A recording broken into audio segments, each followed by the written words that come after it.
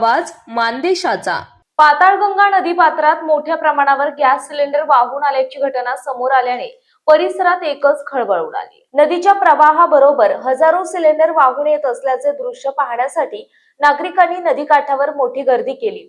घटनेची माहिती मिळताच महसूल, पोलीस आणि संबंधित यंत्रणांनी घटनास्थळी धाव घेत परिस्थितीचा आढावा घेतला। सुरक्षेच्या दृष्टीने नदीकाठावरील नागरिकांना सुरक्षित अंतर राखण्याचे आवाहन करण्यात आले असून सिलेंडर नदीत कशामुळे वाहून आले याचा शोध घेण्याचं काम सुरू आहे। प्राथमिक माहितीनुसार मुसळधार पावसामुळे किंवा पुराच्या पाण्यामुळे हे सिलेंडर नदी पात्रात वाहून आल्याची शक्यता व्यक्त केली जाते। मात्र याबाबत अधिकृत कारण अद्याप स्पष्ट झालेले नाही।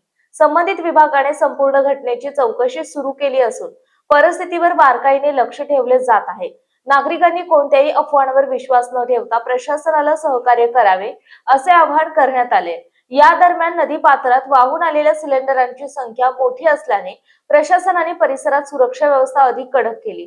संबंधित विभागाकडून सिलेंडर सुरक्षित ठिकाणी हलवण्याचे नियोजन सुरू असून त्यांची मालकी ते कोणत्या कंपनीचे आहेत आणि कोणत्या ठिकाणाहून नदी पात्रात वाहून आले याचा सखोल तपास सुरू करण्यात आला।